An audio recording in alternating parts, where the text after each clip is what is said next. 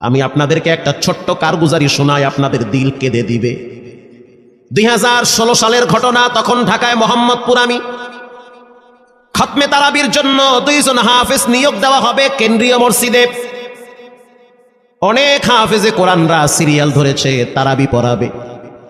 কার মনে না চায় এত বড় এক মসজিদে আমি যদি চান্স পাইতাম তো আমার কপালটা খুলে যেত। শুক্রবার দিন সবাই দরখাস্ত রাখলো, ইন্টারভিউ শুরু হয়ে গেল। পরের জুমায় অসংখ্য ছাত্রদেরকে দেখছি খতমে তারাবির জন্য ইন্টারভিউ সিরিয়াল দিয়েছে। ইন্টারভিউ বোর্ডের ভিতরে আমি ছিলাম।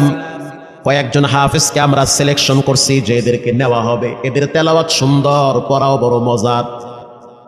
আমরা কাগজগুলো এক জায়গায় জমা করছি। পরের জুমায় আমরা ঘোষণা দিয়ে দিব কোন মায়ের সন্তান চান্স পাবে। পরের জুমায় যখন জুমার নামাজের পর 3টার দিকে যখন আমরা বসে বসে ফলাফলগুলা দেখতেছি যে কাকে কত নাম্বার দেওয়া হয়েছে, দরওয়াজা লাগায় দিছি, জানলা লাগায় দিছি, এসি ছেড়ে দেওয়া হয়েছে, সব লাগানো, বাহির থেকে কিছুই দেখা যায় না। ইন দি মিন টাইমে মসজিদের বারান্দার দরওয়াজায় কে যেন নক করতেছে। খাদেম সাহেব আস্তে করে জালনা খুইলা উকি মাইরা দেখতেছে যে 2টা ছোট বাচ্চা বাহিরে দাঁড়িয়ে আছে, একেবারে অল্প বয়স। খাদেম প্রশ্ন করলো, তোমরা কারা, কেন আসছো? বলে, আমরা 2 জন আসছি খতমে তারাবির ইন্টারভিউ দেওয়ার জন্য। খাদেম সাহেব একবার পায়ের দিকে তাকায়, আবার জামার দিকে তাকায়, কারণ কথার সাথে বাহ্যিক সুরত মিলে না।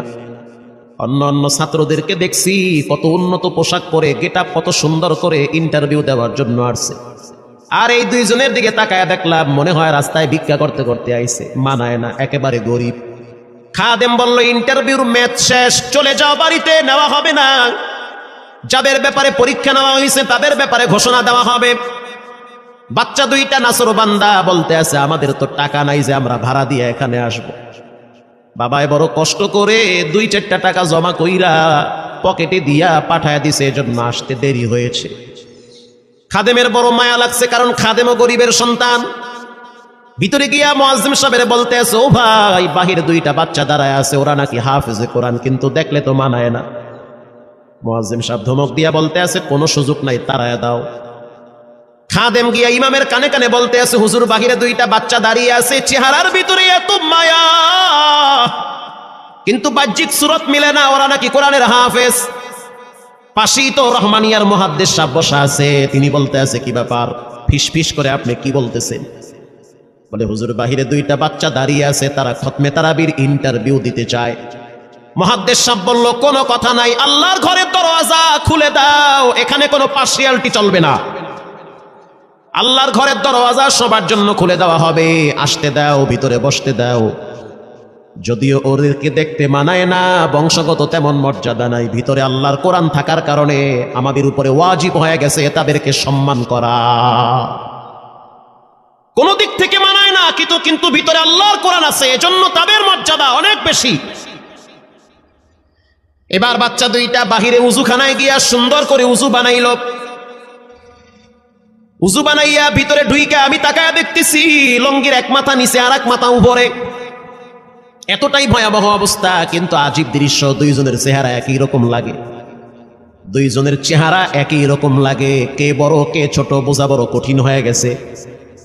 মুসলমান ভাইয়েরা আমার, ইমাম সাহেব প্রশ্ন করলো, তোমরা 2 জনের বাড়ি কোথায়? বলে, আমরা নারায়ণগঞ্জে ভাড়া থাকি। বাড়ি কোথায়? বলে, আমাদের বাড়ি কুড়িগ্রামে। কুড়িগ্রাম থেকে ঢাকায় কেমনে আসছো? বলে, বাবায় ঢাকায় নিয়ে আসছে। কয় মাসে কোরআন শরীফ খতম করেছ? বলে, আমরা 2 জনে 11 মাসে 30 পারা কোরআন খতম করেছি। ইমাম সাহেব একবার চেহারার দিকে তাকায় আর একবার পায়ের দিকে তাকায়। স্থানীয় গণ্যমান্য অনেক ব্যক্তিরা তাকায় আছে এদের দিকে।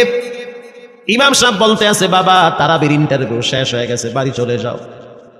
যেটা একটু দেখতে ছোট, ও চোখের পানি দেখলাম টিস্যু দিয়া মুছতেছে। কেন কাঁদতেছো? বলে, আমরা গরিব, তার জন্য মনে হয় আমাদেরকে তাড়ায়া দিতেছেন। আমরা জানতাম না ইন্টারভিউ তাড়াতাড়ি শেষ হয়ে যাবে, আসতে দেরি হয়েছে, কারণ আমাদের তো ভাড়া টাকা ছিল না, বাবায় কষ্ট করে কিছু টাকা দিয়েছে, সেটা দিয়ে এখানে আসছি। এবার মুহাদ্দিস সাহেব বলতে আছে, তাহলে একটা কাজ করো, তুমি কিছু তেলাওয়াত করে শোনাও। দুইজনেই উত্তর দিল যে আমরা তেলাওয়াত করলে তো আর নিবেন না, আপনারা প্রশ্ন করেন, আমরা দুইজনে উত্তর দিব। আমি তো আশ্চর্য হয়ে গেলাম, জীবনে কত হাফেজ দেখছি, এরকম হাফেজ দেখি নাই। প্রশ্ন করবেন, আমি উত্তর দিব। বুঝতে পারলাম ভিতরের খবর কেউ না জানলেও একজন জানেন, তিনি হলেন কে? মুহাদ্দিস সাহেব বলতে আছে, বাবা প্রশ্ন করব ঠিক আছে, তোমাদের মন মতো একটু তেলাওয়াত করে শোনাও। তেলাওয়াত যদি মানসম্মত হয় তাহলে ইন্টারভিউ নিব, যদি না হয় তাহলে ছাঁটাই করে দিব। এবার ছোট যেটা সেটা তেলাওয়াত শুরু করলো সূরা তাহা থেকে। তাহা মা আনজালনা আলাইকাল কুরআনা লিতাশকা। এত সুন্দর পড়া মনে হইতে আছে, আসমান থেকে কোরআন নাজিল হইতেছে। এত সুন্দর পড়া, কত রঙের ঢঙের পড়া শুনলাম, এই পড়া কোনোদিন শুনি নাই।